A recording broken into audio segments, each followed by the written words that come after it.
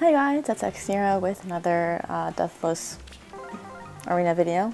This time, again, not showing off any particular units. This is the same team I used in my last video, which was the 1200 subscriber video. But it's, again, another tier 20. I think at the end I get like rank 300, but like, oh no, that was the arena assault one, which will be coming soon. I can't remember where I am, but obviously I'll probably get decay a little bit.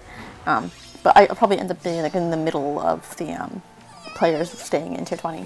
So for this first battle, just like things that I was doing to try and like, help me get the win, so my Lucina has Panic Ploy and I want to make sure that she is getting that off on a Groundblade user. And then there's some other stuff about things that I did that I've already passed, but another thing that's a little different from the last time I used this team is that Cordelia and Elise both have rally.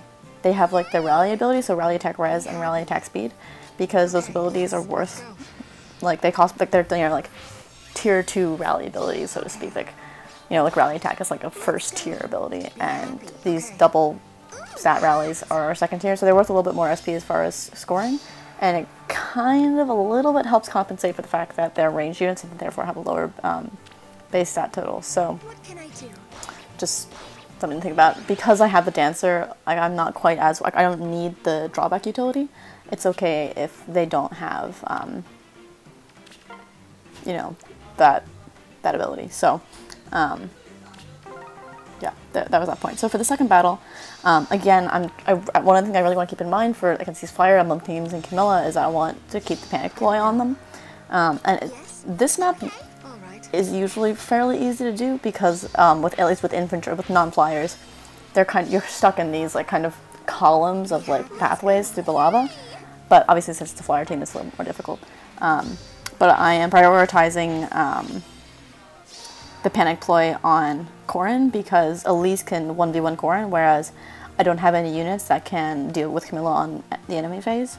So that's what I'm going to do here. Elise is going to go off to the side and take out Corrin, and it wouldn't be possible for me to take out Paula and then get all my units back to safety, so I just kind of, played the patient game. And also right there, just like little things you can do is, I could have just moved Cordelia 2 spaces, but instead I moved Cordelia and Azura both back 1 space, and that's because, like, it saves me from, maybe on the next turn, depending on how the enemy might move, like, it saves me from having to possibly, have Azura block Cordelia's way to attack somebody, and I might have, like, I could have, it was just, like, slightly more efficient. So just, like, little things. You want units to be safe, but you also want them to be, poised to best attack on their next turn. This third battle, I believe, doesn't have a dancer, so, yeah, it's, fairly easy. And Cordelia just puts in a lot of work against these kind of squishy, low defense mages. So, I mean, barring Robin, but this Robin does not have Blah Raven. I think I can't remember what he has. And there's also the Tomato Tome Tharja for like no reason, which is kind of strange. So yes. Yeah. Okay. I like wrote notes on these battles, but I can't remember what. I can't remember what this note was for. Gun Raven, Tomato Tome, and then I can't remember what. I need to click on Robin again. I didn't remember what he has. But so this is kind of fun in that I'm gonna catapult Elise across the map. This is like one place where the rally is actually kind of useful because. So Azura does have Hone Attack, so I could have like been a little bit smarter about this, but it worked out because I did have the rally. I also normally have Spur Attack on Lucina, which is really nice, but I've got the Panic Ploy now instead, so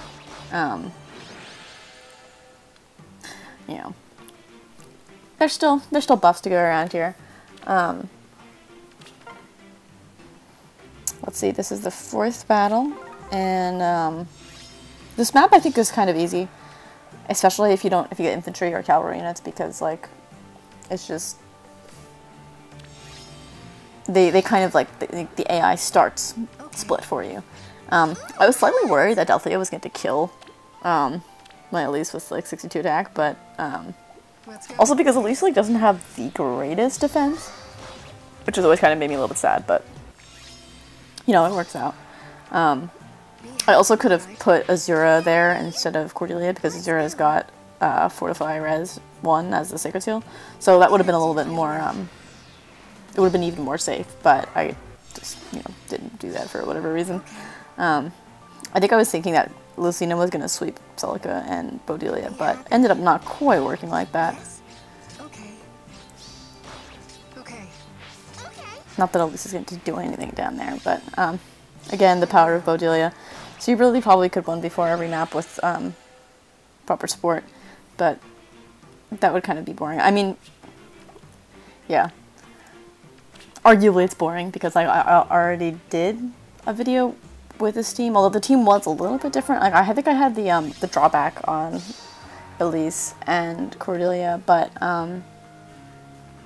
yeah, it's just that. Yeah, I don't know. I think it's just interesting just to see these, but you can let me know if you think it's boring because I'm using the same team. This week, because the bonus units are different, I'm using like a really fun team that I really like. Because I've been working on a Sabaki 4-star Sabaki. That's like just a lot of fun. So yeah, I think there's not too much to say in this build.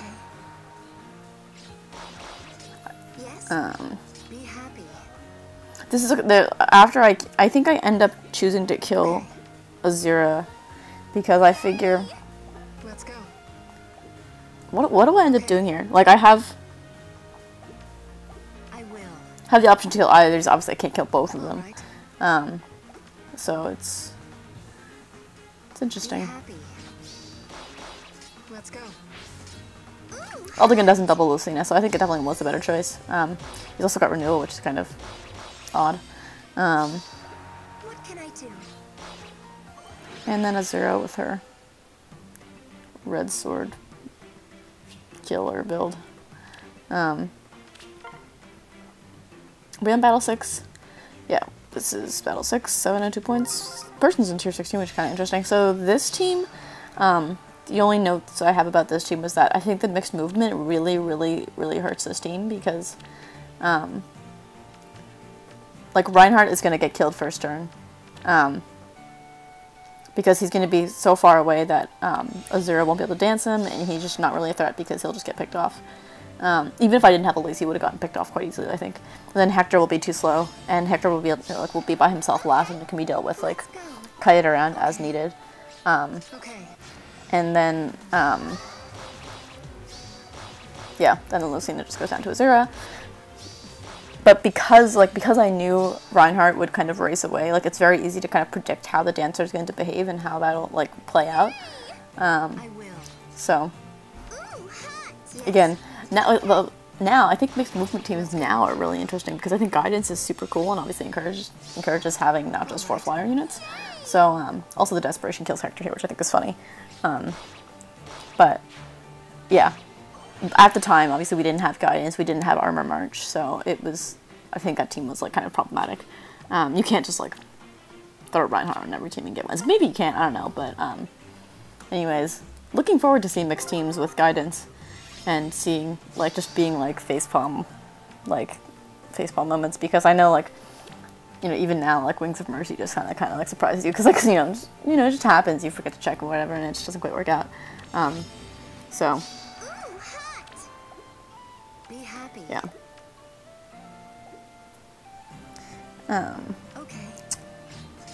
Yeah, I think I already talked about what I think about this map. This one does have a flyer, but again, the mixed movement kind of is just strange, and yeah, having green mages, I think, like, having a green mage is so useful. Because there's just so many blue mages chilling out that you really need one.